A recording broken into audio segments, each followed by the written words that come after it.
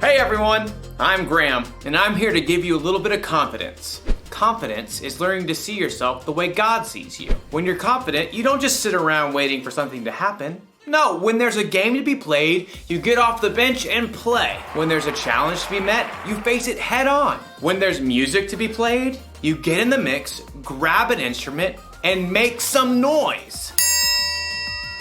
See what I mean? Confidence. Believe it or not, some people think the triangle isn't that important of an instrument. The band could get along just fine without it. But we know better, don't we? I mean, how else would you know when someone on TV had a good idea?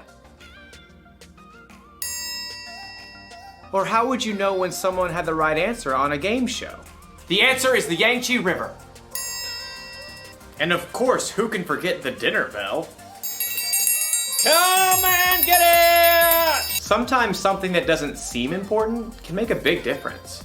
And in today's story, we'll see how God used someone who didn't think he was important. And that someone's name was Gideon? Right, Gideon. See you in a bit. The Bible. It's 66 books of history, stories, letters, and poetry that fit together to form God's one big story. The epic adventure of how He created us and loves us so much that He made a way to rescue us. As we travel through the Bible, from Genesis to Revelation, we discover people who met God and found their lives changed forever.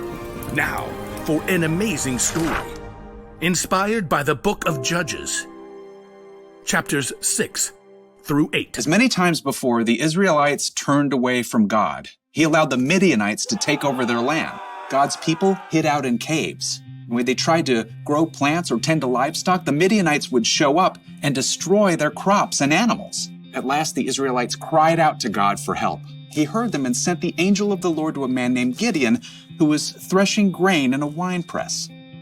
Mighty warrior, the Lord is with you. All Gideon could do for a moment was stop and stare.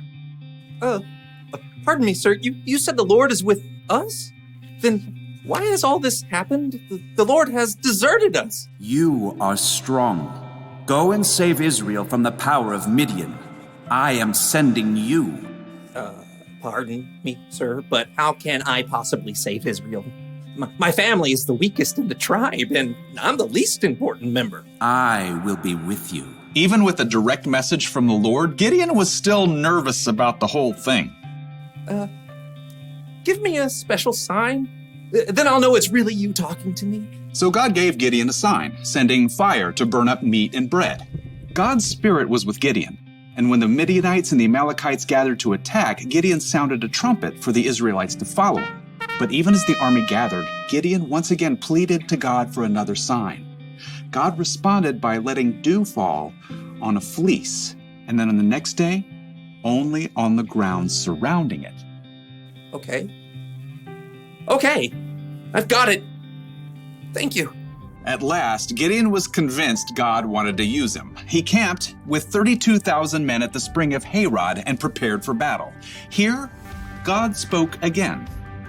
I want to hand Midian over to you, but you have too many men. Too many? Israel might brag, my own strength has saved me.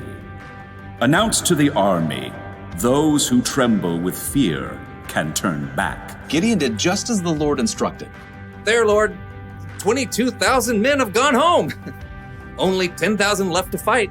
There are still too many men. Have you seen the Midianite army? Take the men down to the water. There I will reduce the number of them for you. Even though it must have worried Gideon to lose more of his army, he did just as the Lord said. Field trip to the lake, everyone!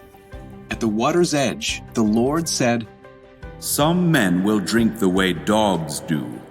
They will lap up the water with their tongues. Separate them from those who get down on their knees to drink. Gideon watched carefully. Most men got on their knees and drank directly from the water, but 300 men cupped the water in their hands and lifted them to their mouths to lap. So, God, I send those 300 men home and keep the other 9,700, right? With the help of the 300 men who lapped up the water, I will save you. Let all the other men go home. Oh. Okay. Yes. Gideon sent home every single person in the army except those 300 men. Get some sleep. Tomorrow we will figure out what's next. That night, the Lord spoke to Gideon once more. Get up. What? Oh, I'm awake. Gideon stumbled out of his tent. Below, the campfires and torches of the enemy armies covered the entire valley. So many. Like a swarm of locusts. Go down to the camp. Listen to what they are saying.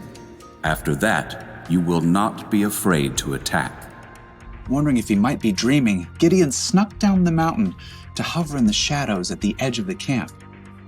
He could hear voices from a nearby tent. I had a dream.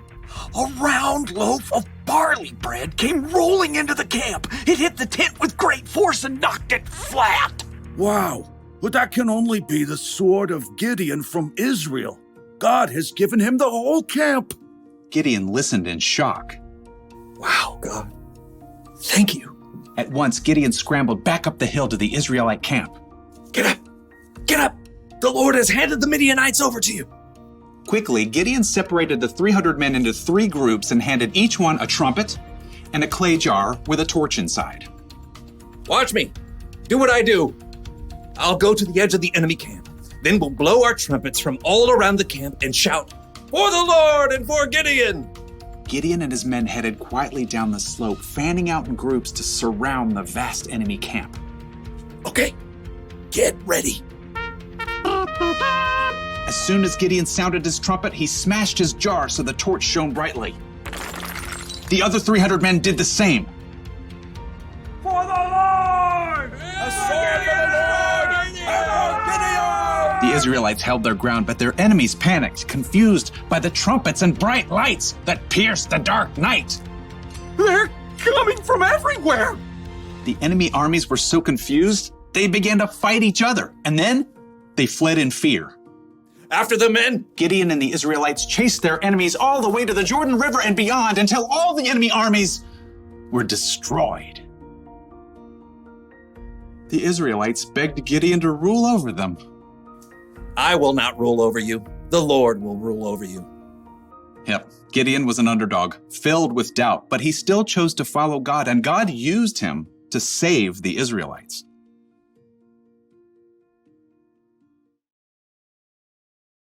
According to Gideon, he was the least important family member and the weakest family of his tribe. He certainly didn't think God would use him to lead an army to victory over their enemies, but sometimes God uses people who don't seem important to make a big difference. You see this all through the Bible. Think of Jesus. He didn't pick the strongest, smartest, and most holy people to be his 12 closest friends. He picked regular guys, fishermen and tax collectors to be his disciples, and they went on to make a huge difference in the world. Hey, maybe that means God can use someone like me too, or someone like you. We don't have to know everything. We don't have to be important. God can do big things through us. Maybe he can use you to help a friend who's having a bad day. Maybe he can use you to solve a problem in your community. Or you might invent something that's never existed before. You might not think you're that important, and you might not think you're ready to make any kind of big difference. But the truth is, God thinks you're important, and he's totally ready to use you for something amazing. That's the one thing to remember today. God can use you no matter what. Knowing that should give you a little confidence. Why is my mouth watering? Oh, must be dinner time. I'll see you around.